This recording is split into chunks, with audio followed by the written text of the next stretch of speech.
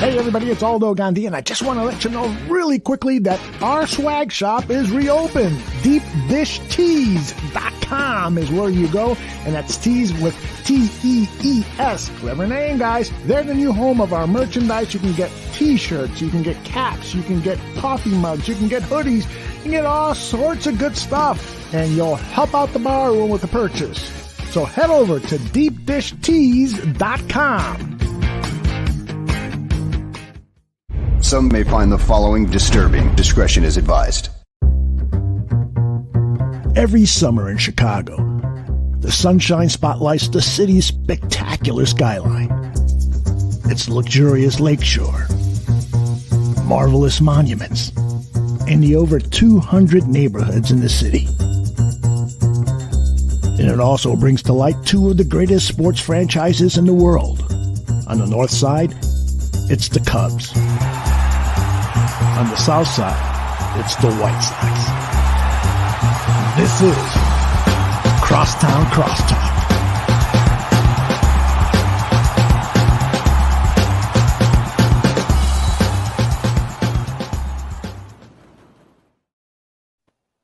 Hello, and welcome to episode number 25 of Crosstown Crosstalk, presented by the Barroom Network. My name is Vinnie Parisi. And I'm Joey Parisi. And Joseph. What's up, man? Vincent. What's up? How does it feel to know that the powers that be at the Barroom Network consider you a foul enough little boy to make sure there's a viewer discretion is advised post on your I'm on not your show? foul. You're a foul little boy. I am not foul. You're a foul-mouthed little clean. boy. I'm as clean as they come. I'm glad that's what you think about during the intro, because I was thinking about how this is the last show that baseball will be going on. Well, yeah, cooking meth is bad. It doesn't necessarily make you evil.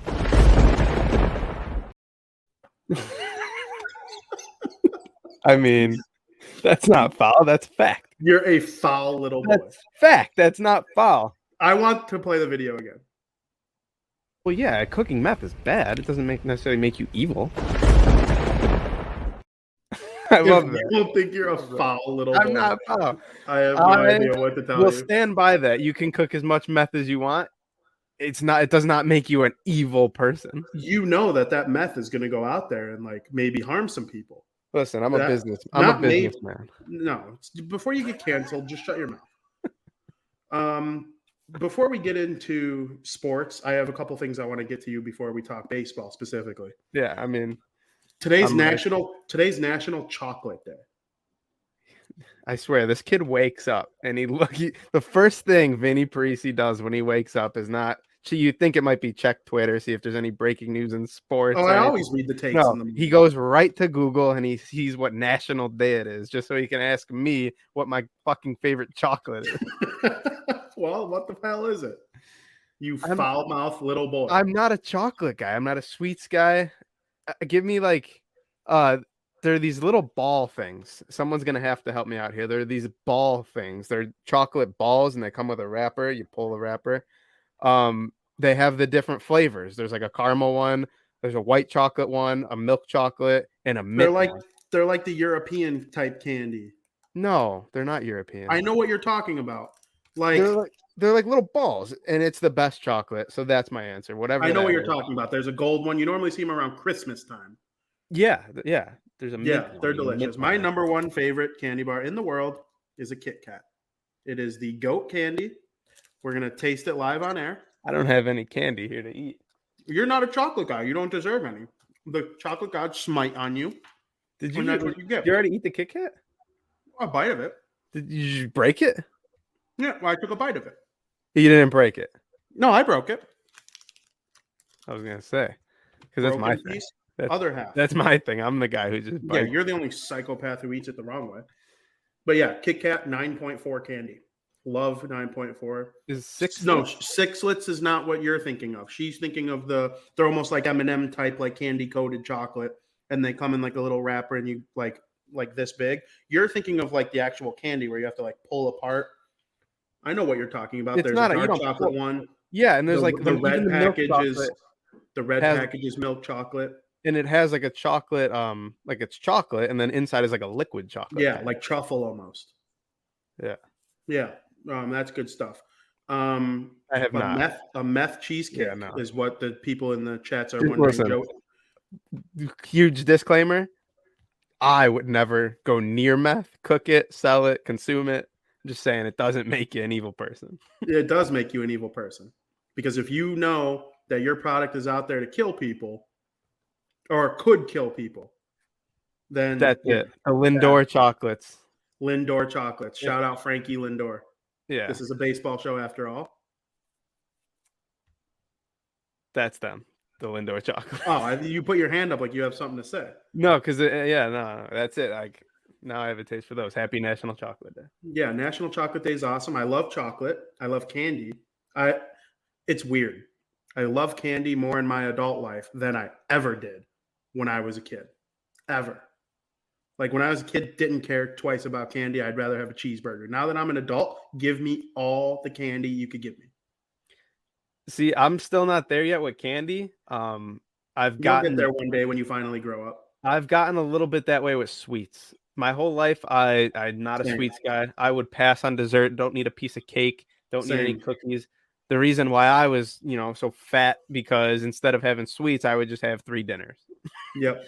And I'm still like that. So as I get older, I'll have a slice of cake, slice of cheesecake, so the sweets are growing on me slowly, but still not there with candy. Yeah, for sure. I totally understand that. Before we get into baseball, there is a different sports topic at hand that I wanted to get to you. And I wanted to show you this little video before we get going that I secretly had implanted, where I want to get your opinion on. So the video, here we go. He's the best hockey player to ever play hockey. I'm sorry, folks. I'm sorry. He doesn't have all the records. I'm not saying he's the best career. He's the best player that's ever played hockey.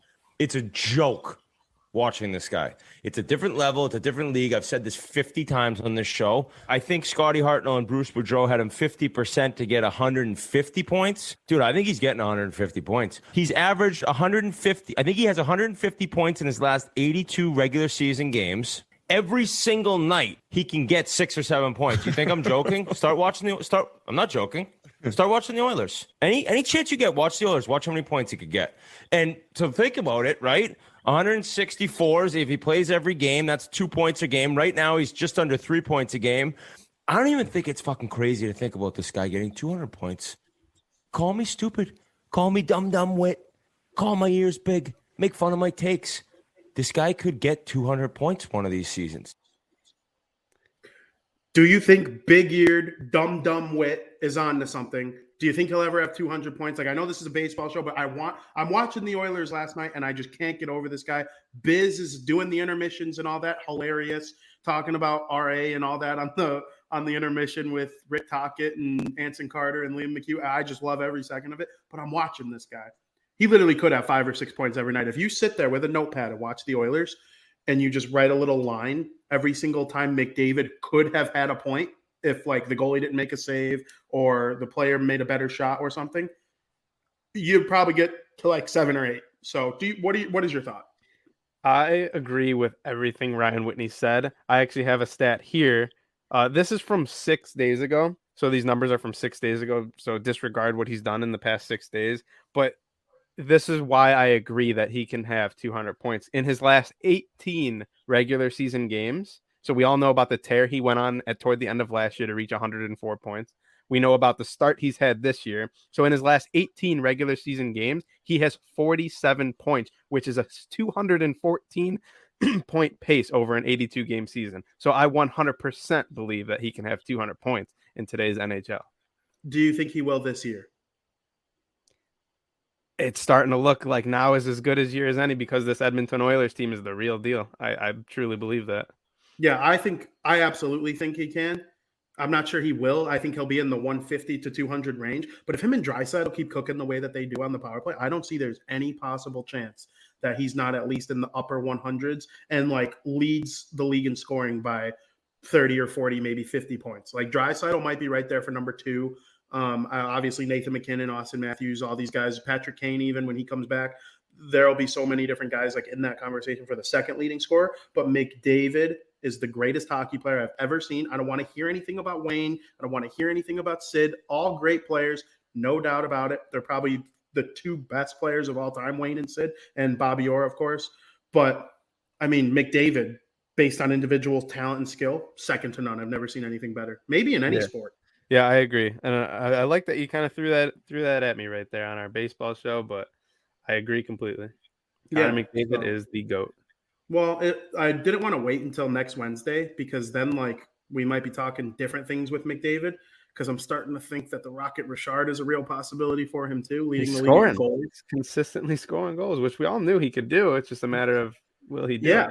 People call Ovechkin and Matthews the two best goal scorers in the NHL. No, Connor McDavid's the best goal scorer in the NHL. He just chooses not to sometimes, and I truly believe that.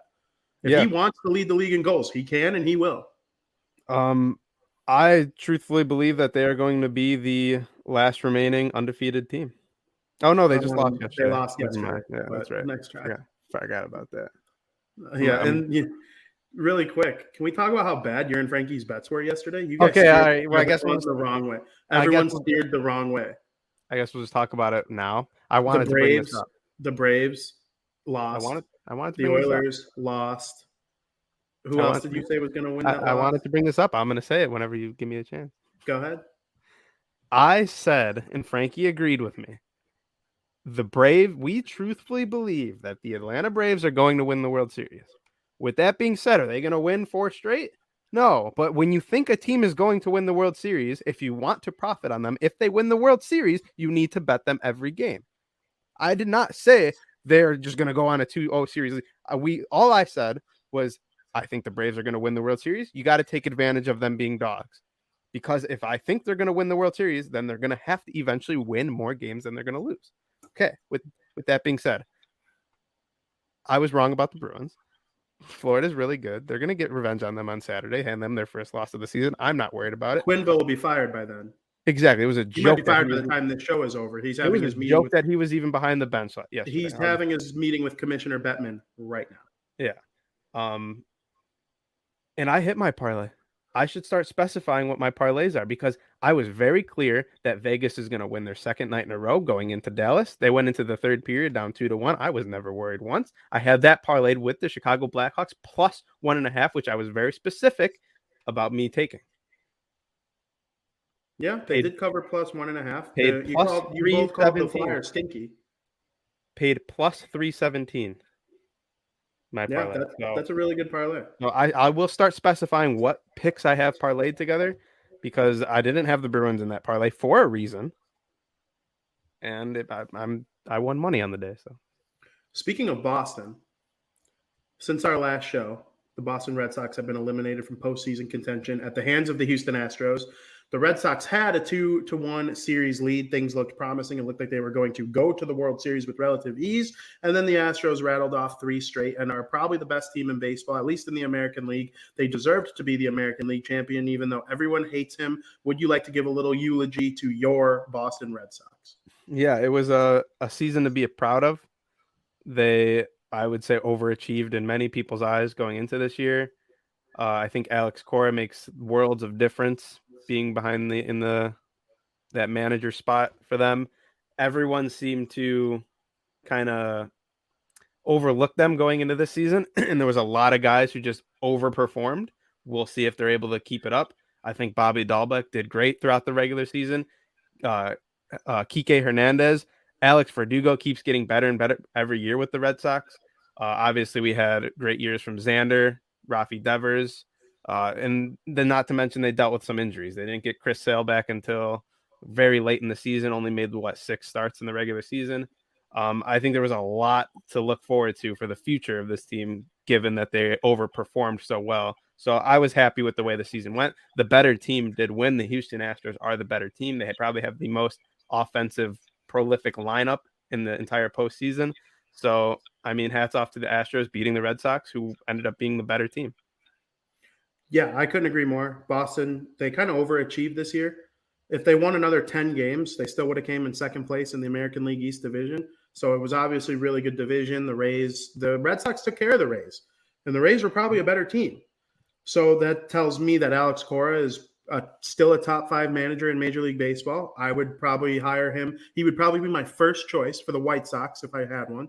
And I know it came down to the Red Sox and the White Sox for Cora. That's from our friends at Section 10 confirming that, because he was on their podcast and he literally told them that it was down to the Red Sox and White Sox. But, I mean, he gets these guys to do what they need to do. They beat the Yankees in the wild card game, took care of business, and then from that point forward, they went on a run. And their best players deserve credit. They had to – you know what I think is funny about the Red Sox? In 2018, they won the World Series, right? Then they come back in 2019 and they have that 13-game road trip to start the season. Okay.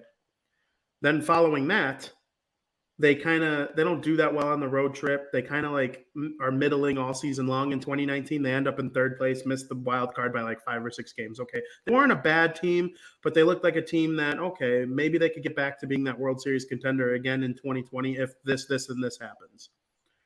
And then Mookie Betts gets traded. Alex Verdugo comes in. They get a couple prospects. Chaim Bloom kind of gets criticized for the trade at first because Mookie Betts goes to the Dodgers and then immediately signs a contract with them. It's like, well, why couldn't he just sign a contract with the Red Sox? Well, the Red Sox went out and had the 4th worst record in all of baseball in 2020, the COVID-19 shortened season. And they have the 4th overall pick in the draft in the midst of a run to the American League Championship Series. So to me, if you look at a long-term plan by Chaim Bloom, their GM, and Alex Cora being brought back after his suspension from the cheating scandal, I think the Red Sox played this season perfectly. I think they're one of the most well-managed organizations in Major League Baseball, and they should be proud of the way things happen. They got technically the best high school prospect in all of high school baseball with that 4th overall pick. The 3 players taken ahead of him weren't necessarily considered the best players. The only one I think they missed on by drafting 4th instead of 3rd was Leiter, who went to the Texas Rangers. Jack Leiter pitched for Vanderbilt. And so they took that and they got the best high school prospect with pick 4. And so that player is going to come in and be awesome probably because the Red Sox are really good at drafting and developing. And this is all coming amidst a really nice run to the American League Championship Series. And me and you have talked about this for a long time. The Red Sox, they either suck or they're really good. There's really not much of an in-between. And I think that kind of helps them continue to stack World Series titles on top of each other because they know how to play the system as well as any team in the league. Do you agree with that? Yeah, they go from winning World Series deep runs to literally dead last and fighting for last place in the division. It seems to happen pretty regularly. Not a couple years after their 2013 win, they were same thing, last place. Then they, quick turnaround back to on top in that historic 2018 year. So I agree completely. Do you remember how disgusting the 2012 Red Sox were? I thought Big Papi was going to retire. Yeah. They were just in last place, and they weren't even like a fun last place teams. Normally last place teams are fun when it's like part of a rebuild. I know a lot of White Sox fans had fun in 2018 when they were like horrible, went 62-100. I can't call that team last place because they weren't in last place. They came in second to last because Detroit managed to be worse that year, had like 102 losses. But like the Cubs in 2012, they were like a fun last place team. Like you looked at their minor league system and you got Soler and Baez and Bryant, and they came in dead last and was able to draft someone like that. So at least they didn't come in dead last, the Cubs, that year, because then they would have drafted Mark Appel over Bryant, and Mark Appel's golfing and Bryant is a superstar. But I just think the discretion with the Red Sox is honestly crazy, and they should be proud of the way that their season went this year. It's definitely a lot to even improve for next year. And look, they were able to beat the Tampa Bay Rays in a playoff series. I think they held their own against the Astros. It's not like they got swept. They lost in 6. And no, the final 2 games weren't very pretty, though. No, see, the thing with the Astros, and we're kind of seeing it right now in the World Series, when they win games, it's all on one inning. They just have one inning where they drop a fuck ton of runs, and you got to learn how to just contain that team. But I mean, they never quit either. They'll get an early small lead, and then they'll have that big run inning later on. The Astros, that lineup is just too good right now. It's probably the 2 best lineups, top to bottom, in baseball facing off against one another. So it's whichever one cracks first that will end up losing the World Series. We see it on Twitter all the time. This Brave lineup fucks. Like that's like the slogan. But like the Astros lineup 1 through 8 is amazing. And then their 9 hitters, Maldonado, who's one of the best defensive catchers I've ever seen. Yeah. So the Red Sox, they weren't able to get over that hump. I'm not sure what to think of them going into next season because I think the Yankees are going to do one of two things. The Yankees are either going to blow it up. Like, I do think that's possible. There are lots of credible people, more credible than me, that think they're going to blow it up, or they'll go sign $1 billion in free agency and bring in Correa and maybe try to bring in Robbie Ray or something like that and, try to do it that way. But the Rays, they're always going to be there, like, drafting and developing and then letting guys go. They might trade guys now. We'll see what happens with that. But, I mean, they traded Snell and we're just fine. So if they trade guys now, they'll be fine too. They're the Rays. But the Red Sox are in that challenging. A lot of young pitchers the Rays have. Yes, and they have Wander Franco. Yeah, and they're Wander already Franco. like studs. Yeah, and like if Wander Franco came to the White Sox, he'd probably be their best player. And that's saying something because the White Sox have superstars all over the place. The only player who might compete with him is Luis Robert. But it's tough. It's a tough division because the Blue Jays are getting better too. They almost took the Red Sox playoff spot. Mhm. That could have been them in the ALCS. Yeah. So and I don't know necessarily that the Blue Jays are going to take a step back, only a step forward. So I would absolutely think they're going to take a step forward. So the only thing is they're going to lose Semien probably, and they're also probably going to lose Robbie Ray. So they have to figure out ways to supplement that. But, I mean, the way Vladimir Guerrero Jr. mashes baseballs with his wagon ass. Mm-hmm. I think the Yankees are going to take a step back, honestly. So do you think they're going to sell off anyone? Like, could you see them trading Mike Stan or Judge, or they're not going to be able to trade Garrett Cole? No one would take that contract. I don't know if like Rizzo will stick around. Do you think he will?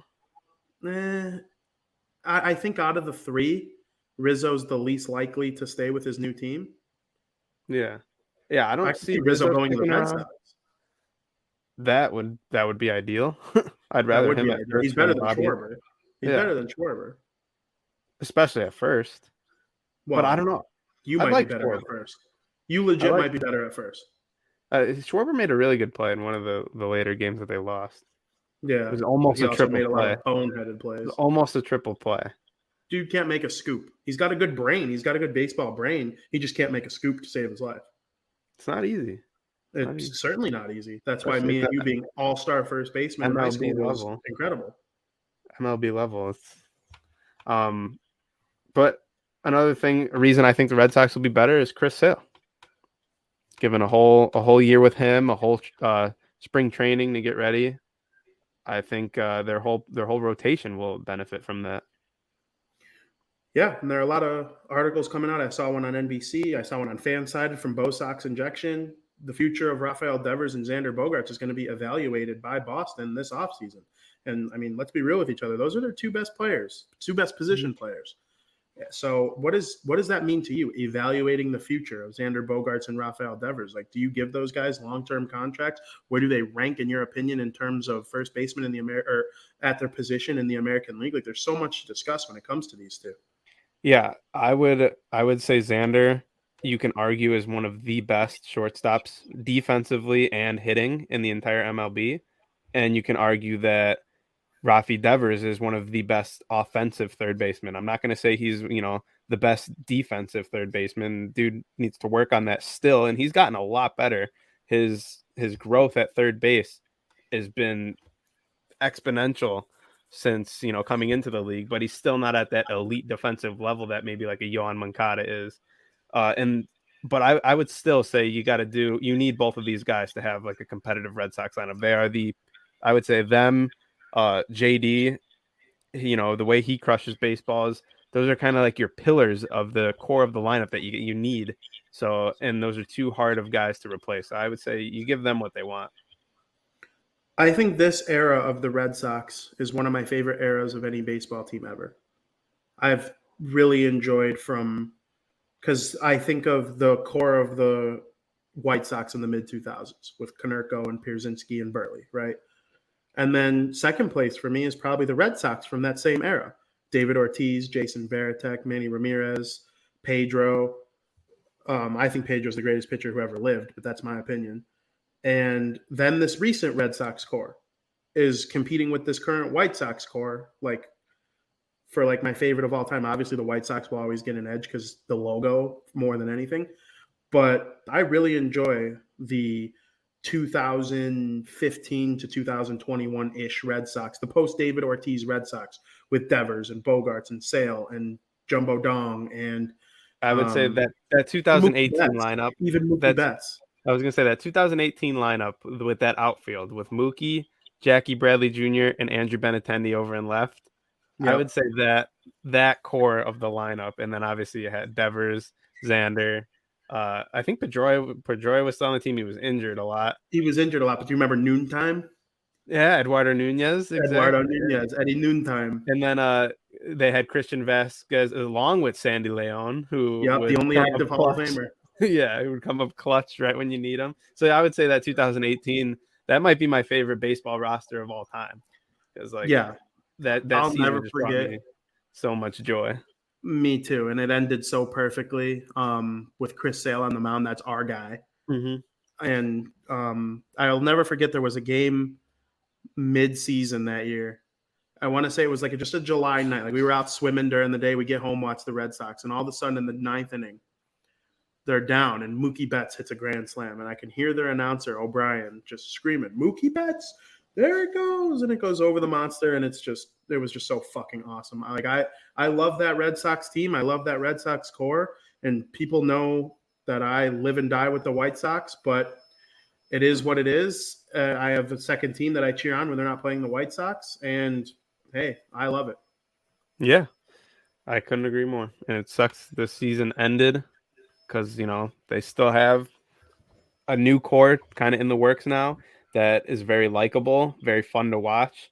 Every time, a guy like Kike Hernandez would come up to the plate this postseason, you had to be dialed in because you never knew what that guy was going to do.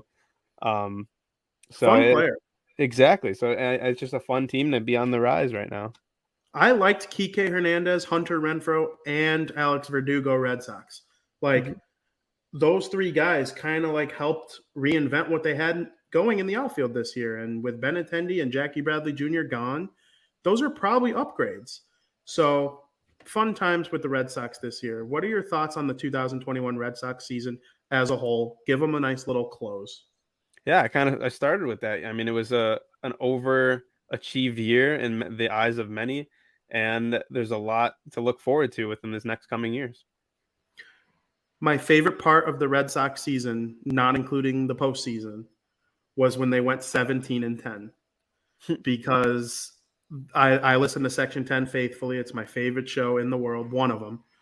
And they said before the season started that they'll make the playoffs if they start 17-10. And this is in like spring training when like guys' arms are still cold. And guess what? They start the season 16-10 and they need to win one more to make it 17-10. And it was just like this big thing. And so I had a lot of fun watching the 17-10 unfold over their first 27 games. April was good times as far as that. Yeah, my favorite part of the season was early it's not early, I guess it's kind of baseball is rolling in early June. I think I know what you're going to say. Their first series with the New York Yankees, they swept them. And that alone, if you don't sweep that series, maybe it's the Yankees in the playoffs instead of them. So yeah. Do you remember there was a game against, it's not what I thought you were going to say. What did you think? There was a game against the Yankees where they were losing 4-0 or something in the ninth inning. They were being no hit into the eighth inning. The Yankees were throwing a no hitter against them into the eighth inning, and the Red Sox came back and won after they got their first hit and won like 5-4 or something. I can't remember the exact time of year. It was definitely over the summer, and it was definitely a Sunday. I just know those two things for a fact. Yes, it was the 25th at Fenway on July 25th. They won 5-4, and all 5 runs came in the bottom of the eighth inning. Yep. Damn, what a game. Yep. Am I not just alien memory or what? It's all right. Yeah. I know it was a Sunday? Because I watched that game on the deck by the pool. I knew exactly everything that was happening. It's just good memory on my part. I don't know what to tell you. Yeah. Yeah. So once the whole season is over, we'll kind of go over our favorite moments from the entire year. But because there's a lot, there's one specific Thursday night game in Iowa that sticks out to me. But we'll get back to that probably on next week's show or the show after. One of your favorite teams, I don't know where they rank on your list. If you were to rank your favorite baseball teams 1 through 30, where this team would fall, they'd be in my top 10, Third. certainly not in my top 5. Third? Yeah. That's the Los Angeles Dodgers. The defending champions are defending no more. Your thoughts? It's actually a cool. I wish I would have took a picture of it. Maybe I did. Cool stat for the MLB that like there's been like 15 different champions in the past X amount of years since a certain date. Since 2000? Yeah. I might have saw the same graphic. Was it since 2000? I don't know. And the only teams that to repeat or to win multiple are the Red Sox, the Cardinals, and the Royals. The Giants. Yeah, obviously. No Royals. Royals Yeah, made it to back-to-back World Series, but they lost one of them to the Giants. Yeah. The Giants. How could I forget, those teams? But it's kind of cool like that there's a new champ as often as there is in baseball. It's such a hard championship to win. It's hard to, I said it last week or a couple weeks ago that there's a reason why you celebrate every playoff win because every win is an accomplishment. And the Dodgers just always seem to be in the mix, especially over the past 5 or 6 years. It's just they kind of met their match with this Atlanta Braves team. The pitching for the Braves was able to shut down this lineup. The inconsistency from the lineup, they were relying a little too much on guys like Chris Taylor, who, he's awesome, but is he the guy you want to have to rely on? I don't know. To hit 3 home runs every single game. Exactly. So there's a lot that went wrong. There's a lot that, went right, obviously. But again, just like the Red Sox, it was a great year. And having 105 wins is definitely not something to be disappointed about, regardless of having to play in that wild card game. So we'll see what next year brings for this team. Yeah, the Dodgers' longest active playoff streak in Major League Baseball. I believe they've been in the playoffs for 8 straight seasons, and majority of those were winning the National League West. It was our favorite division to talk about this season, and they got past the Giants, but barely. And that was one of the funnest series of the postseason. I think when we look back on the postseason as a whole, Giants-Dodgers will stick out the most. And, I had a lot of fun watching it. Even Giants-Dodgers in the regular season was some of the most fun baseball to watch throughout 162. Yes, those two teams and the Padres make up 3/5 of California baseball, and every single game the Padres fell off at the end, but nobody's denying that those games were exciting. And the Padres are going to be right back at there next year. I actually think they're going to be better than the Giants next year, and the Dodgers will go back to winning the division. But the Dodgers have nothing to be ashamed of. They lost to the Atlanta Braves. They were spent after the Giants series. The Braves lineup, it just was a little too much for them to handle at that point. I think the Dodgers deserve credit for forcing a Game 6. They played very hard in Game 5, and they deserved to make the Braves work for it. It's exciting to see a new team representing the National League in the World Series. It's not a team we've seen there in a long time. But hey, the Dodgers, there's not much to say other than they'll be back. Like, they're not going anywhere. They might, lose a player here or there. I definitely think Taylor's gone. There's a chance Seager's gone. Do you think Trey Turner sticks around? We'll see what happens with Trey Turner, but I definitely think Max Scherzer is probably the most 50-50 out of them all. Wouldn't shock me if he stayed. It wouldn't shock me if he left. They deserve credit for the way they handle business because a lot of people just think the Dodgers buy their team, and that's just not the case. They spend the money on the players that they have, of course, because they have it, but they needed the draft resources to get a Scherzer, a Turner, a Mookie Betts. The Boston Red Sox or Washington Nationals aren't just trading for no reason. So, they're not giving them away for nothing. And the Dodgers are so good at finding valuable young assets to trade for those guys. And then they pay them once they get there. So I've always said they're like a mix of the Yankees and the Rays. They have the resources and the knowledge and the analytics of the Rays, and they have the money of the Yankees. So, it's not very surprising to me that they're able to sustain the success that they have because they have the brains and the money. Yeah, and I know you have it written down here. I don't know when you were going to mention it, but another thing that affected them and there's no one can even argue against it, is injuries. And I'll just go ahead and lump the absence of Trevor Bauer in with the players missing, I guess you can say, because regardless of what you think of that guy as a human being, he's one hell of a baseball player that will help any team win. So, kind of just losing that out of your lineup. We didn't see Clayton Kershaw at all in the playoffs. We didn't see Max Muncy. Matt Bevy was a big part of their run to 105 wins. They were just missing a lot of key parts, and they still were right there with one of the best teams in baseball. So, yeah, I couldn't agree more. I used to think like, oh, Scherzer just replaced Bauer. But I mean, once Kershaw went down, it's like they probably would have traded for Scherzer even if they had Bauer. And then they would have ran a 6-man rotation of Kershaw, Buehler, Bauer, who am I missing? Urias and Tillman. Is it Tillman? well, they often would, they'd start with a Joe Kelly and Yeah. run their pen, and So with that the tells way- me that missing Bauer really hurt them. Like Exactly. Bauer's like fully back on social media again. I don't know if you've seen he's like he does like posting he does like watch parties for these games. Yeah, and like he's not going back to the Dodgers, but I do think he's going to play Major League Baseball again. Yeah, and obviously we'll need more facts on the whole situation, but I want to see him play baseball again, because you could say that Scherzer might have just replaced Bauer, but did he though? Because Scherzer, there were a few games where he wasn't, they were hitting him, wouldn't last long. When Trevor Bauer is on, and this is no disrespect to Scherzer, he's a Hall of Famer, he's one of the best pitchers I've ever seen. He's going to win the Cy Young. Trevor Bauer, man, like when he was on this year in the zone, like he was unbeatable. And that kind of added to those Padres Dodgers series early on in the season that were so much fun to watch. He liked to do his starter step. Yeah, and just like that walk energy in ahead. the playoffs was missing from this Dodgers team. Yeah, and some people have mixed feelings on Bauer.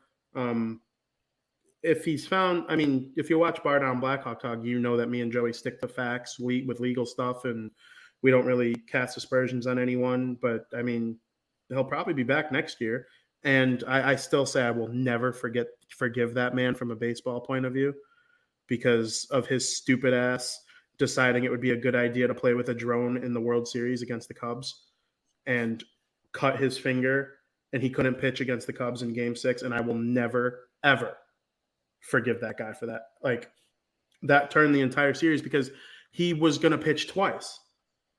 And I just Trevor Bauer, man. I don't know. So that's closing the book on the Dodgers. No one's really sad to see him go, though. It's not like the Red Sox. Like they were one of the Final Four teams. We knew they'd be there, and they'll be back next year. I'm really confident in it. I actually think they have a very realistic chance to be back next year, if not win the whole thing. It's very hard to repeat. We all know that.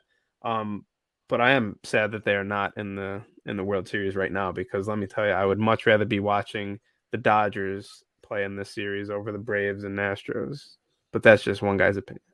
Yeah, that is just one guy's opinion. I'm very happy, and we will move on to the World Series, where the Atlanta Braves did defeat the National League Dodgers, or the Los Angeles Dodgers, to win the National League pennant.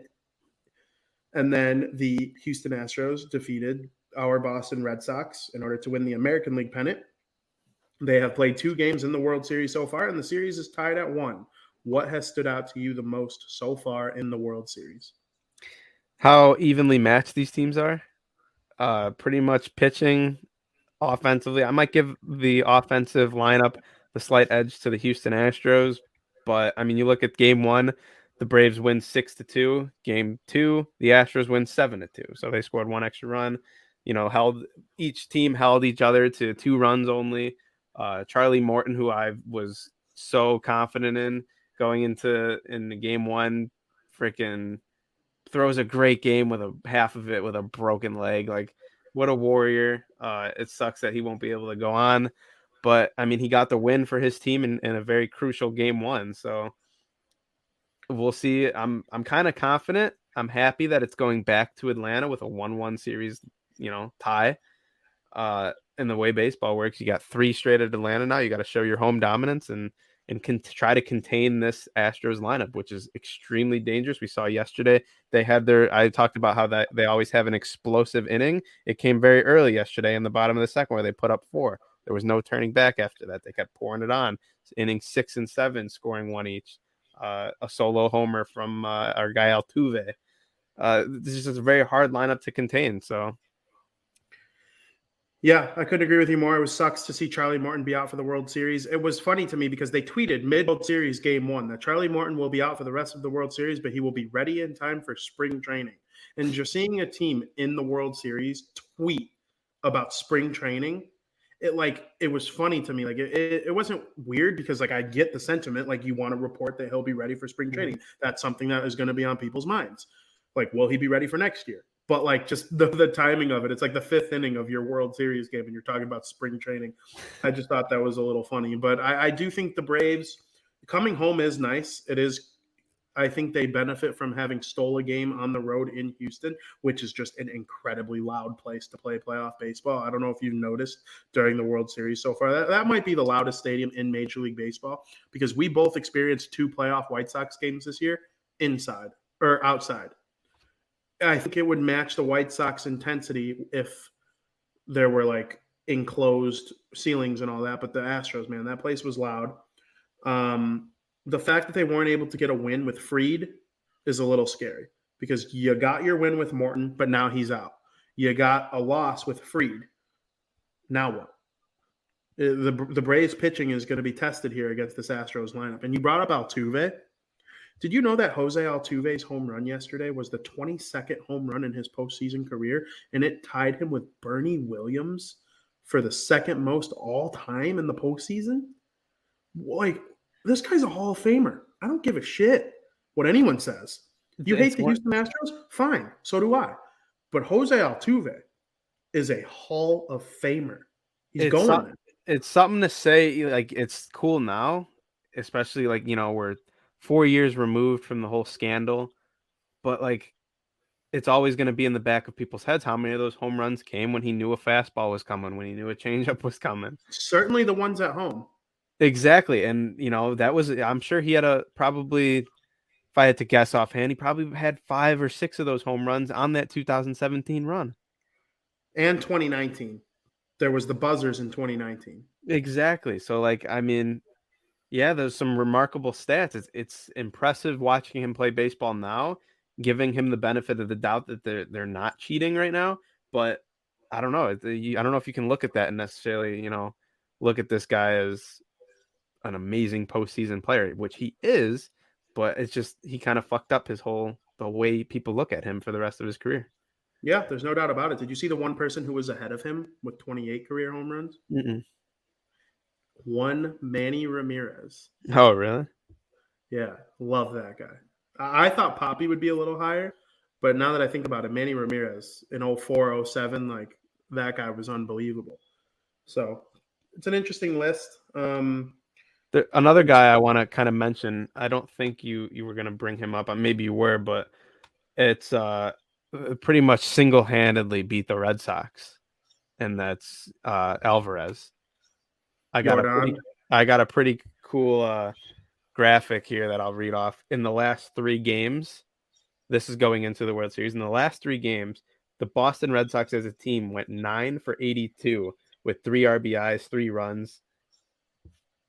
And just Alvarez alone went 8 for 12 with 5 RBIs and 4 home runs. So he had one less hit in 12 at-bats than the Red Sox did in 82 at-bats. So he deserved to be the American League Championship Series MVP, in your opinion? Oh, 100%. I don't know if I've ever seen one guy dominate a team in the games that mattered the most that much. Yeah, for sure. And the Astros, they get that production from up and down their lineup, and they're tied 1-1 going back to Atlanta for 3. We'll see if one of the 2 teams is able to win the World Series there. I don't think they're going to. I do think it comes back to Houston for at minimum a Game 6. Yeah, neither of these teams is losing 3 straight. It's just not in their DNA. I don't think so either. Yeah. And before we get into our predictions, I do want to give a special shout out. I don't know if they're listening right now, but I will make sure that they at least check out this portion of the show. I want to give a shout out to two of our very good friends, Nick Boss and Jeremy Scalise. They are going to the World Series, games 4 and 5. And when I say that that makes me as happy as anything could make me, I mean that from the bottom of my heart, because there is nothing more that I like than hearing about people I care about going and enjoying sports, because sports bring people together. They teach you how to work as a team. They teach you everything positive in life that you need to know. And I'm so glad that those two get to go enjoy that experience together. They'll never forget it as long as they live. I'm going to be sitting my ass in front of the TV watching it to make sure that I get to take in the same game that they do, however many miles away. But man, I'm excited for them. I'm rooting for the Braves for them and them alone. Like, if they weren't going, if it wasn't Atlanta, I probably would. I'm kind of enjoying the Astros as the heels of Major League Baseball. Like, I'm starting to think they're kind of funny. Jose Altuve hits a home run and he knows people hate him. Like, I think all that stuff is kind of funny. But from the bottom of my heart, I'm rooting for those Braves. I know you're wearing the Braves hat. And I don't normally root for the National League under any circumstances, but go Braves. I'm being dead serious. I hope Jeremy and Nick have as much fun as you possibly can at a World Series game.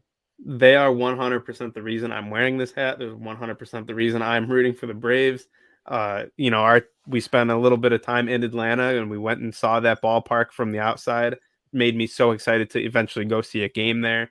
And you going to a World Series game, a Super Bowl, even like a Stanley Cup, that's got to be bucket list material right there. I know it is for me, being such a huge sports fan. So the fact that they're going to be able to go to enjoy this in their new hometown, that's awesome. It means the world. So I kind of hope that, if they're able to see a presentation of a World Series, that would be remarkable. But like we said, it's going to be tough. This Astros team losing 3 straight is not very likely, but I'm rooting for it just for them. Yeah, imagine that. Like, I've always said the number one thing in life I want to do is go to at least one Super Bowl. And I really do want to go to at least one Super Bowl in my entire life, because to me, the Super Bowl, the tickets are 10 times more expensive. There's only one every single year. Like the World Series, there's 7 games to choose from every single year. And chances are it'll be somewhat close to you at least once every 5 years. Like within the last 10 years, the World Series has been hosted in Chicago at Wrigley Field, in Cleveland at Progressive Field, in Kansas City at Kauffman Stadium, in St. Louis at Busch Stadium. The World Series has been close to us in driving distance many, many times in my life that I know I'm going to go to multiple World Series games probably. I truly believe I'll go to multiple World Series games in my life. But the Super Bowl, we live in Illinois, that's always at a warm climate, And or not even the location. There is only one game. Exactly. And the tickets are super expensive because, like, a World Series game will be sold out, but tickets won't be impossible to get. There comes a point where Super Bowl tickets are impossible to get. You have to act early. You have to act. And so that's part of the reason I'm pushing so hard, because I want the Bears to get the stadium in Arlington, because I believe they'll host a Super Bowl there within 5 years. They can't host it at that shit show Soldier Field because it only holds 60,000 people. And, it's freezing in February. No one wants to go to the Super Bowl there. That'd be stupid. Yeah. But in Arlington, they could host Final Fours and WrestleMania and the Super Bowl, which I really want to go to the Super Bowl. So, but I'm with you, a Stanley Cup final. And, we had fun at the Calder Cup final when we went and saw the Chicago Wolves get blown out by the Charlotte Checkers. Like, that was fun. Oh, yeah. Like, just stuff like that is so cool. So good luck to Jeremy and Nick. We're rooting for the Braves. How do you think the World Series is actually going to end? I think the Atlanta Braves are going to win in 7 games. I think it's going to go the distance. It's going to be a World Series to remember. I think one reason I think the Braves are where they are, it seems they always play to the level of their opponent. Whether it be the Brewers we saw early on, they rose up to the Dodgers. They just play to the level of their opponent. So they're going to need to put up a lot of runs on this Astros team, and I think they have the lineup that can do so. So I'm going with the Atlanta Braves. All right. I like that pick. I'm rooting for the Braves. I want them to win in 5. If I got to choose what happened in the World Series, it would be that the Braves win in 5. I don't think that's going to happen. I'm going to stick with the prediction I made for Southside Showdown's article. I don't like flipping, even though I want to flip.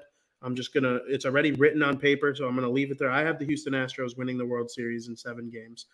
I From the second they beat the White Sox, it was almost like, well, at least if the Astros win the World Series, it'll make the White Sox, like everybody got dummied by the Astros. They're not the only ones. So part of me does feel that way, aside from rooting for our friends. But yeah, I just think the Astros are the best team in baseball right now. I do think a step back is forthcoming. Correa is going to be gone. We don't know what's going to happen with their pitching. Behind McCullers, there's some question marks sometimes, even though some of their other guys have really stepped up. I don't know what's up with Verlander, if he's ever coming back, or if he's just going to be a free agent, go play for the Tigers to end his career, which is certainly possible.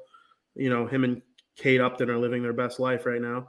But I don't know what's going to happen with the Astros in the future, and I think this might be like their last hoorah with this core.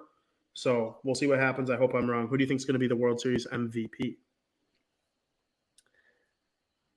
So I guess this falls in line with like you asking the players to make an impact on the series. I'll go ahead and give one from each team. All right. Mm-hmm.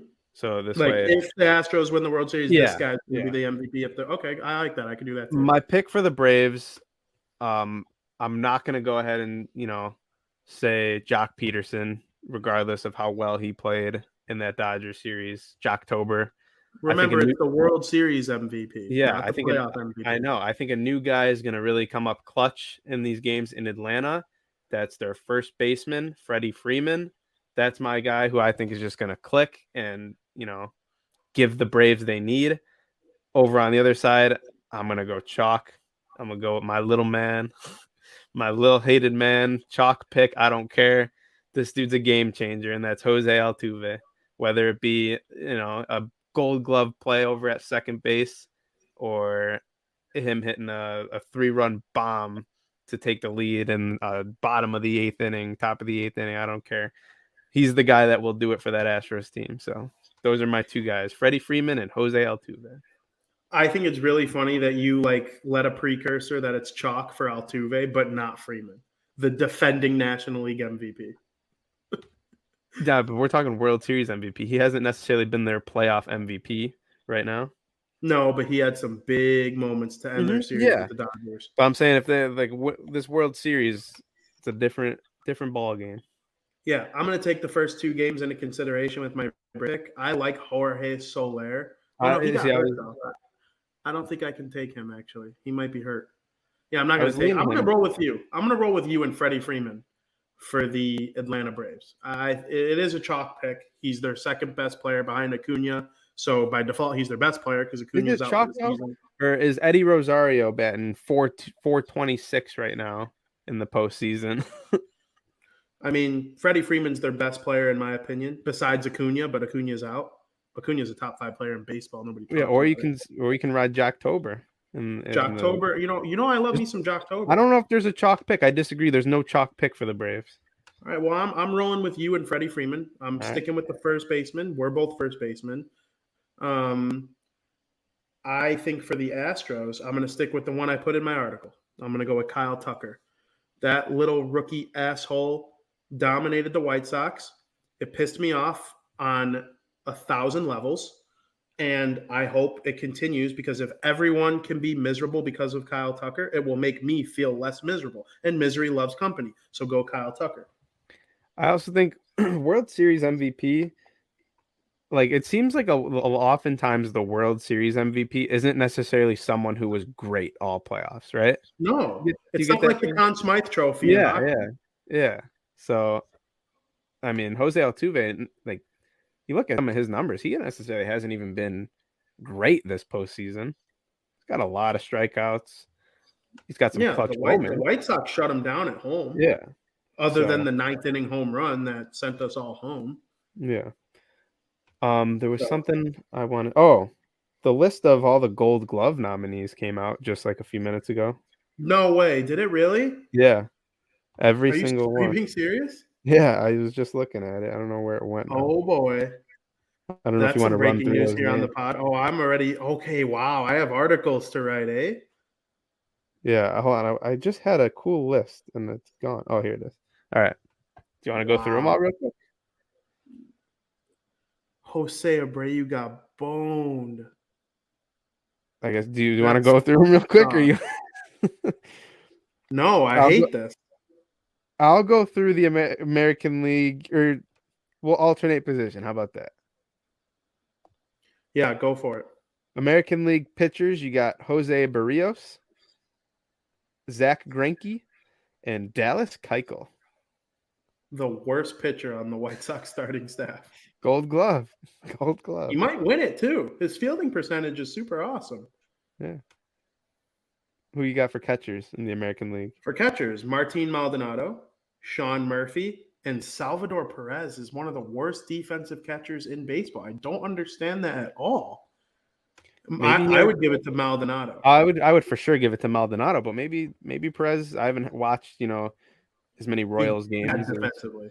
I know he's like notoriously bad defensively, but he had an amazing offensive year, and I can't say I've watched enough defensive innings for the Royals this year to say he's had a bad year. So He has.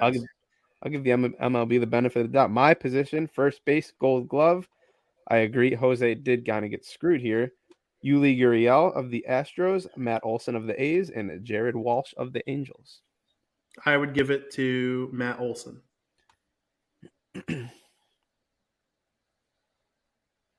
Go ahead, second base. I don't know. I'm not gonna sit here and act like I've seen as many defensive innings from like Jared Walsh or Matt Olson to form. Well, I'll give opinions on. I have opinions on every single one of these. Second base, David Fletcher of the Angels, Whit Merrifield of the Royals, and Marcus Semien of the Blue Jays. I would give it to Whit Merrifield of the Royals. Third base, you got Matt Chapman of the A's, Jose Ramirez of the Indians, and Joey Wendell of the Tampa Bay Rays.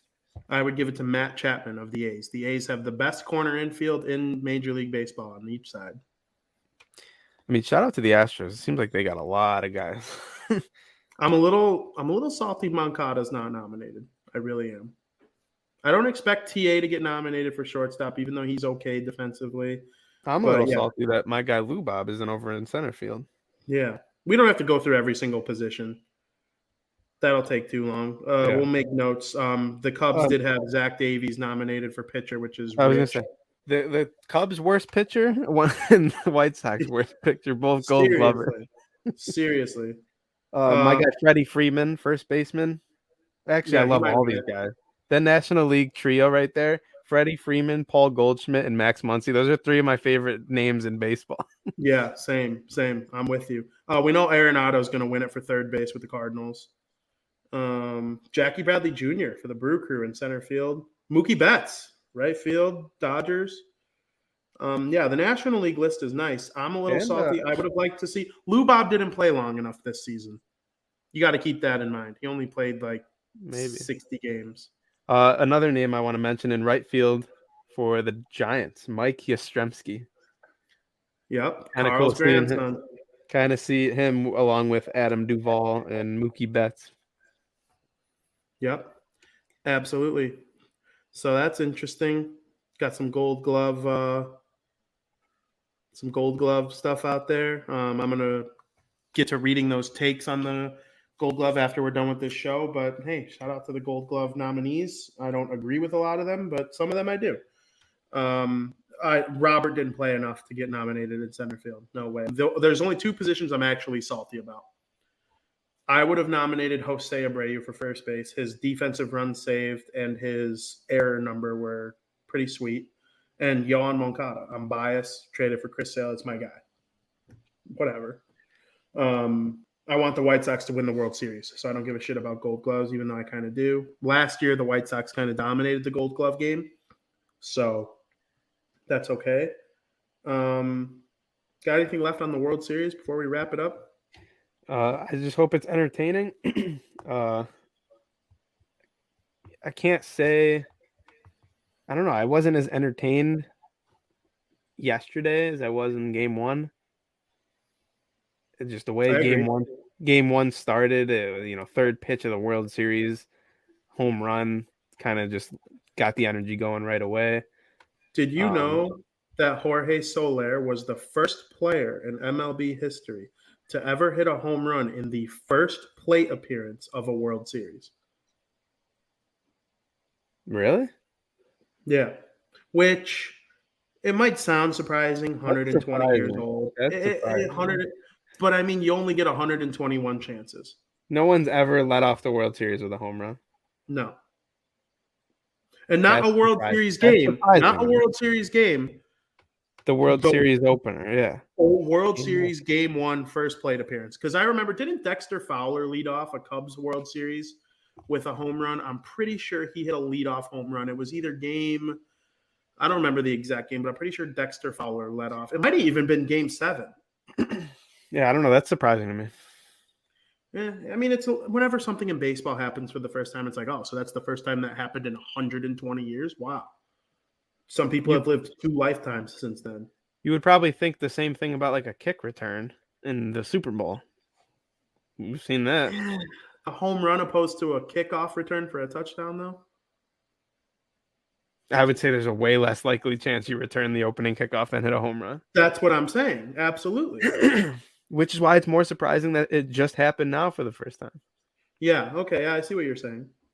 All right, well, World Series, Game 3 tomorrow in Atlanta. I know we'll both be tuned in. I'm excited for it.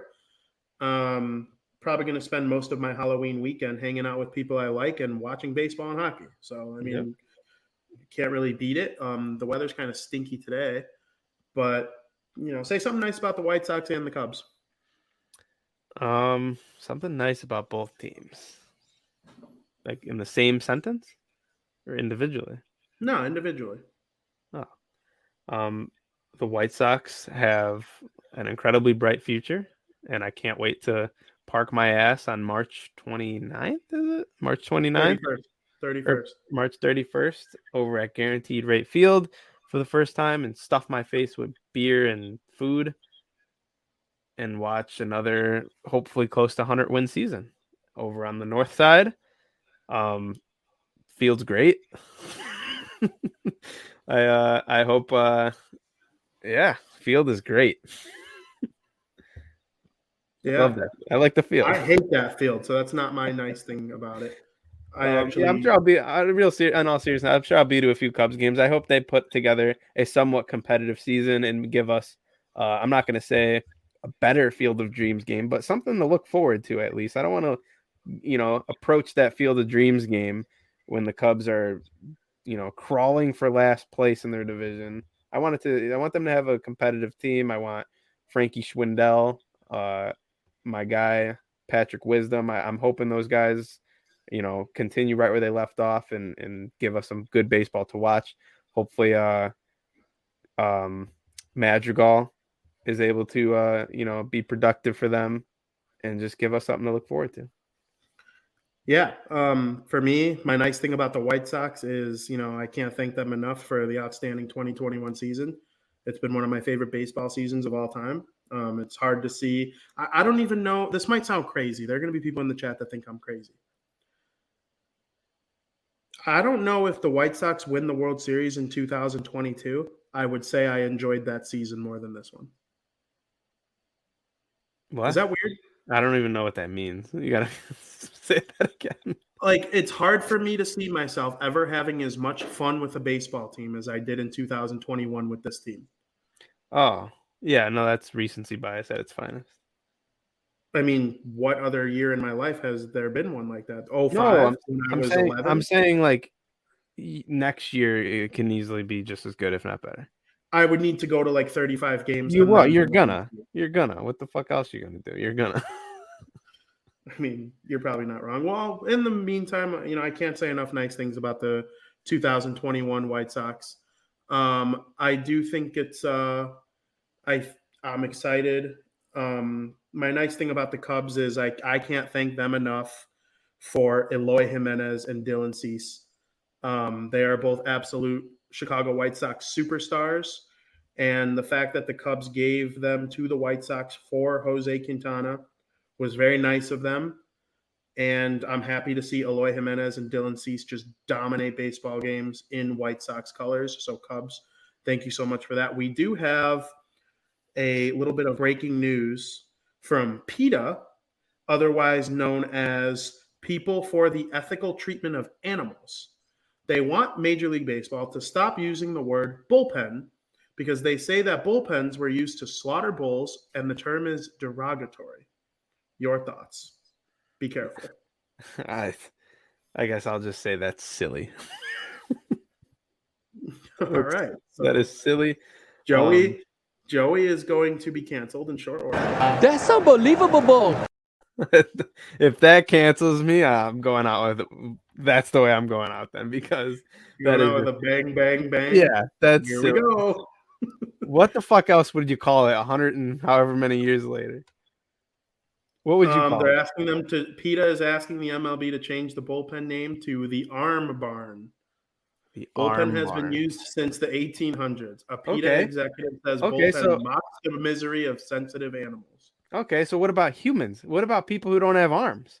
The arm barn might be derogatory to them. There's nothing Right. you could spin zone anything nowadays. If I lose my arms tomorrow, I'm gonna be pissed if it's called the arm barn because everyone has an arm but me. I mean, your hat is technically offensive to the indigenous community. No, a So- lot of people. Everyone thinks this hat is a firefighter hat. It looks like a firefighter hat. I thought the same thing. I mean, I know it's a Braves hat. I was there in Atlanta when you bought it, so I know it's a Braves hat. But I mean, I could see why people think that. It definitely has some Yeah, I've gotten so many fireman compliments on it, artwork. but no one It's a knows nice it's a hat. Braves hat until they read it, and it's like, yeah, I support firefighters. Yeah, And the I mean, Braves. I support firefighters. I Of think we all course. do. Of course, so it's a Good multi-tool people. hat. Yep, absolutely. Yeah, we talked about the World Series. We each said something very nice about the Cubs and the White Sox. Went over the Red Sox, the Dodgers. I think next week's show will be a better recap of the World Series. Because right now we're right in the middle of it. I'm gonna So think that's of a fun. I want to think of a fun little debate to have on next week's show. You Something mean that you're we- going to write a piece of content for this show? I'm just gonna think of something. I'm not gonna write All right. shit. I like that. I mean, for those who are wondering, there are probably some people wondering, the avid Crosstown Crosstalk listeners out there. We're keeping it going throughout the winter. You're not losing us every Thursday. You're getting us right after Mike North, which Mike, want my money. I don't know what I have to do to get you to give me my money, Uncle Mike. You give me my money.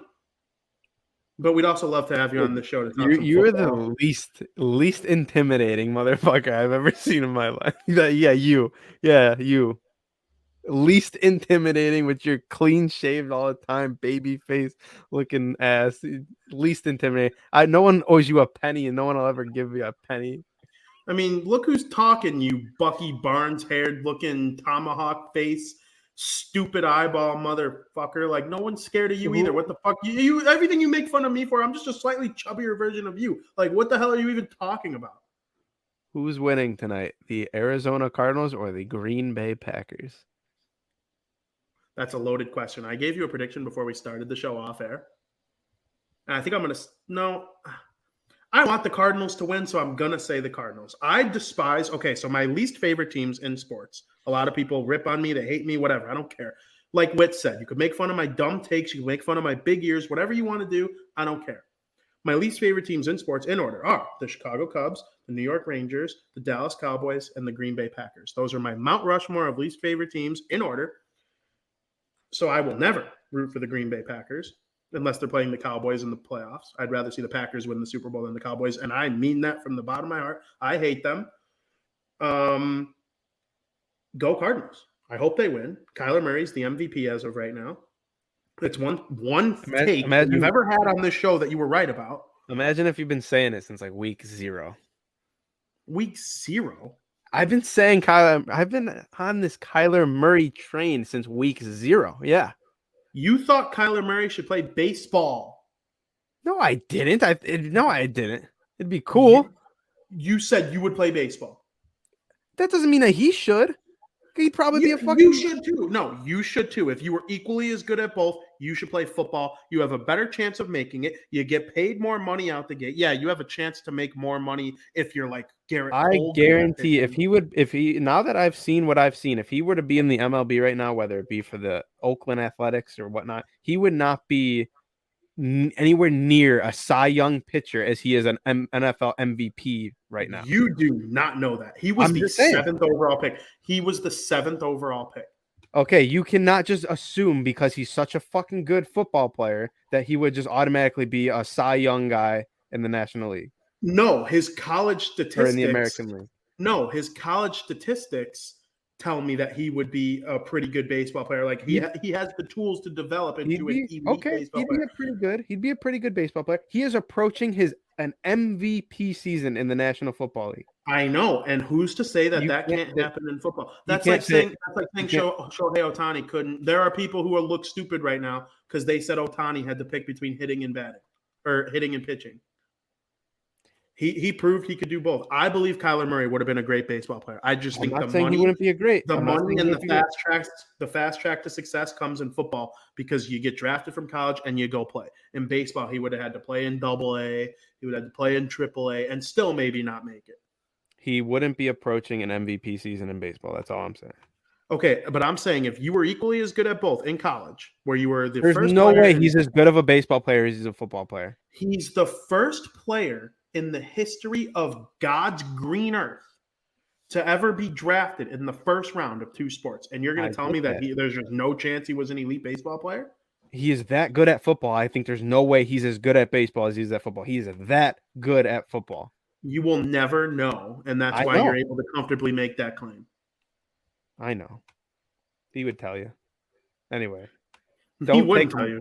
He wouldn't tell you. I bet if I asked Kyler Murray to his face, would you have been as good at baseball? He'd say, I think there's a chance. And I think there's a chance with his 7th overall ass.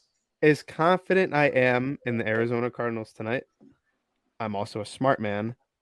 And sometimes you have to look at the price when you're betting. Minus 315 is way too high. I think they're going to win, but you got really that favored? It's a little too much for my liking going up against a bad man. A little too much for my liking. Wait a minute. Yeah, I haven't looked at lines at all today. You mean to tell me that the Arizona Cardinals are minus 300 against the Green Bay Packers? Mm-hmm. I'm betting the Packers. There's value there, but I don't think they're going to win. So you just said it yourself. He's a bad man. It has every sign to not touch the game for me at 315. I don't even like the spread. You could take the Cardinals minus 6.5.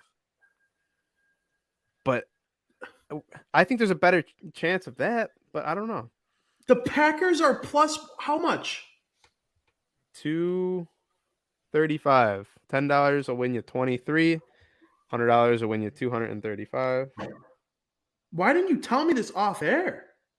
I'm telling you on air. What the fuck? I'm stunned. I'm taking Green Bay. You're silly. I'm not silly. That's value. If you throw 10 on that, what do you win? I just said $23.50. Vinny confirmed not a math guy. Hell no. I never claimed to be a math guy. I'm an English guy. I get paid to write for a living. Yeah, I don't know. I want the Cardinals to win. I might throw a little coin on Green Bay, though, at that value. I cannot believe – I know that the Green Bay Packers are not as good as the Arizona Cardinals. I almost called them the Coyotes. Hey. My fucking money. We're going to turn into the Italian Goombas on this show. Like another note, Davante Adams is on the COVID list, and he will not play tonight. Is COVID better than Davante Adams? It is. It's keeping him out of a Thursday night football game in a game where they need him. So, yeah, COVID is confirmed better than Davante Adams. Not you, though. Yeah, I don't know. That's a crazy spread. I don't know about that one because the Cardinals are obviously a better team. They're not going to go 17-0. There's no way. I haven't looked at their schedule as a whole, but they play in a very tough division. The worst team in the division is probably the 49ers, who a lot of people pegged as like a potential Super Bowl team before the season started. I thought so, at least. They were in my preseason top 10. Now they're in my like midseason bottom 10.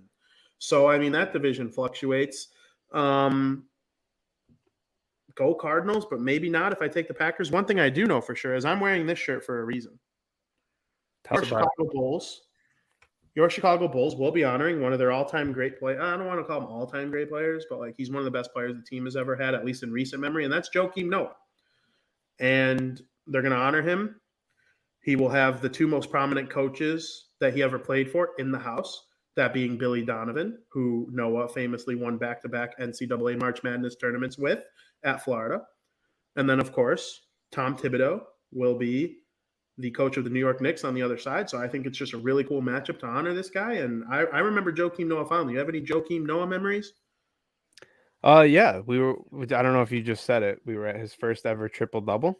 I didn't say it, but that's a good memory that you remember that. One of the only memories I have in relation to the Bulls. I'm not a huge basketball guy. I would love to get into it. You're slowly getting into it, and so am I could tell. Yeah, because I've watched parts of NBA championships of recent years. I remember a few years back when San Antonio won it, right? Is that my memory correct? Yeah. Mm-hmm. The Spurs won. I remember watching a lot of that finals. The Bucks have been fun to watch. I never really got into when it was Golden State versus LeBron, whatever team. Yeah, Golden State versus whatever team LeBron was on. Yeah, I never got into those, but I mean, now it's starting to really get entertaining again. So I'm not gonna lie though, those Golden State teams, I despise them in the moment, but Kevin Durant was just so good, and Steph Curry's the greatest shooter who ever lived. Basketball is a nice sport when it's at its best. I wasn't a fan of Durant going to the Golden State Warriors. It made the league no fun for about 3 years. LeBron would try to build super teams. He was really only super successful with it one time. Yeah, the Lakers won in the bubble, but I mean, there was nothing like Wade, Bosh, and LeBron all on the same team. But I mean, those are 3 of the top 5 draft picks from the 2003 draft, which reminds me, do you find it funny that the greatest draft of all time in the NBA and NHL, which a lot of people associate the NBA and NHL together because of the fact that a lot of them share the same buildings and they're the indoor sports. Do you find it funny that both sports' greatest draft of all time was 2003? That is pretty cool. I didn't know that for the NBA. I obviously knew that for the NHL.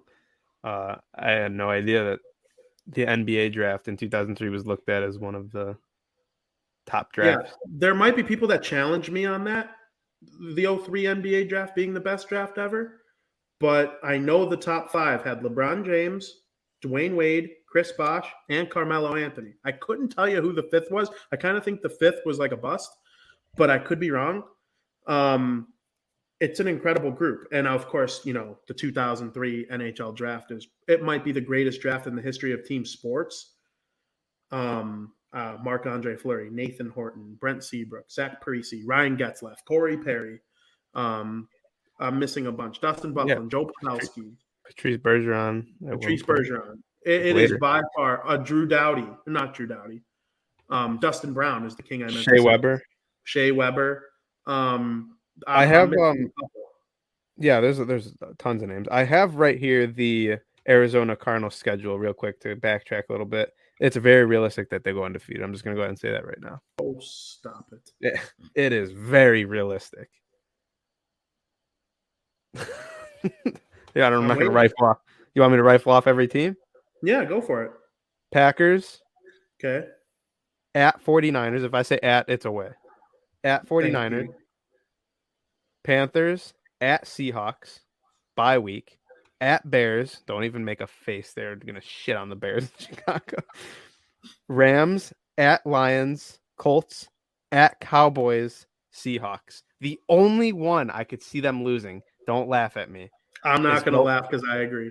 Is going into Dallas. I thought Dallas was going to stink. Didn't have them making the playoffs. I had the Washington football team winning that division. I no longer think that. The Dallas Cowboys are sick. You know me. I say when my least favorite teams are sick. I predicted the Cubs would win the World Series in 2016, even though I wanted to burn my tongue off my face after saying it. That Dallas Cowboys team is good. There's no doubt about it. Dak Prescott is proving me wrong. I didn't have him on my top 10 list of quarterbacks during the summer. I even think part of me thinks even the Barroom Network Twitter page roasted me for that, not having Dak Prescott, and I solely deserve it because Dak Prescott is absolutely a top 10 quarterback, methinks. I don't know. And this goes all the way back to week 4. I just want to throw this out there. When they were headed into LA, and I told you, hey, the Cardinals, take the Cardinals. They're going into LA. They're going to beat the Rams. The Rams were undefeated, so obviously we were the Cardinals. I'm like, don't take the Rams. Arizona's going into LA. Kyler Murray's going to beat them in their own barn. They ended up winning 37-20. Said the same thing 2 weeks later when they were going into Cleveland. Their next biggest challenge is Green Bay. Luckily, it's at home. And then that Rams game in Arizona scares me because the Rams are a good football team. Don't get me wrong. If Arizona was able to go into Los Angeles and beat them, Los Angeles could very well come into Arizona and take care of business. I don't think they will. I think the Cardinals are too good. I'm worried about going into Dallas in week 17. This team is by far the most impressive team of the season for me. I agree with you. I got nothing. You're right. Kyler Murray. I was wrong about the Rams. I hope they lose one. I don't like seeing teams go undefeated. Actually, that would be kind of cool. It would be really cool, no? Yeah, no doubt about it. So you got the World Series, you got NBA basketball, NHL hockey, Thursday night football. There's lots of stuff. The Barroom Network is the best in the world at covering it in terms of digital programming. You got anything left before I head on out of here? Not really. I think this was a great show. We'll be recapping, obviously, the World Series next week. Go Braves. Got some good hockey this weekend coming up. Bruins tonight, playing Carolina, getting right back to work. I'm tired of them playing undefeated teams. Just continues tonight against the Carolina Hurricanes. Yeah, and on a more serious note, I strongly encourage people to go back and listen to episode 31 of Bar Down Blackhawk Talk, where me, Joey, and Frankie in the early portions of the show went over the sexual assault allegations going on between the Chicago Blackhawks, Bradley Aldridge, and all the people involved with management back in 2010. We kind of took it pretty deep and had some serious conversations about it, and it was pretty clear to me that Frankie's hurting over the thing and I'm hurting over the thing. He wasn't his typical Frankie self, and I get it. It's tough. The shit sucks. It's disgusting. If it were up to me, Bradley Aldridge would be buried under the jail. And, we found out later that it's John Beach, or Kyle Beach is John Doe. And I wanted to say on this show, I wanted to put his name out here from my mouth and let people know that I'm with Kyle Beach. I believe every word he said. And he deserves accolades for being brave and coming out all these years later. And I was listening to David Kaplan yesterday, one of my favorite radio shows in the world, Cap and J Hood. And the amount of people who call in to say, well, make Kyle Beach look like the wrong one in this whole thing. Fuck that. If that's your thought, don't watch my show. Because what? No, I agree 100%. And it was very, very, brave and admirable of Kyle Beach to go on TSN. He had a 27-minute interview. I highly recommend going to watch the entire thing. And the one thing that I pulled from that entire interview that, you really can't disagree with is nothing, no person or no championship, no cup run in any sport, no win, nothing is more important than the safety of players and just being a human. And that's exactly what many members of the Chicago Blackhawks organization put ahead of the safety of that human. And it's unforgivable. So huge tip of the cap to Kyle Beach. Do you remember Kyle Beach, the player? I can't say I do. I'm sorry. I don't remember him much. I do know he was their first round pick the year after they took Kane, so 2008. And so as bad of a person as Bradley Aldridge was, he might also stop the Hawks from ending up with a pretty good player, because the damage it did obviously resulted in him not having a really good NHL career, and totally understandable. And, as a hockey community, we failed them. So Yeah. I hope the Blackhawks are able to move forward. I'm noticing a comment in the chat from Black Rain 7920 saying, "What's up, Sox fans? Told you would choke." And if I remember correctly, correct me if I'm wrong, Black Rain, but if my memory, which doesn't often fail me, you're a Rays fan, which is a team that absolutely choked to a team that is way worse than them on paper. The White Sox lost to the Astros, who are better than everybody. And I'm 90% sure you're a Rays fan, who are the absolute biggest disappointment in the postseason, by far, second to none. Put that in your pipe and smoke it, I guess. I don't know. Am I wrong? What, did a team choke harder than the Braves? Or the Rays? Yeah, the Rays did choke. That they are 100% better than the Boston Red Sox. Absolutely. And the White Sox are not better than the Astros. Not many teams in this postseason are better than the Rays. No, they choked. Yeah, they should have beaten the Boston Red Sox. The Tampa Bay Rays choked once again.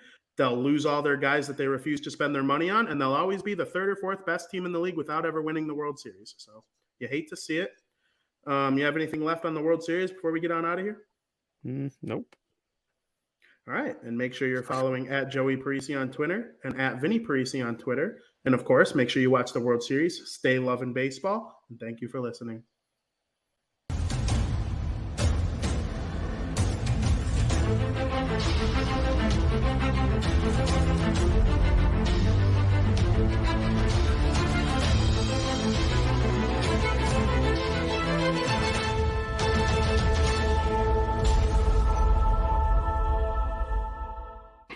I am not in danger, Skyler. I am the danger. A guy opens his door and gets shot, and you think that of me? No. I am the one who knocks. Well, yeah, cooking meth is bad. It doesn't necessarily make you evil.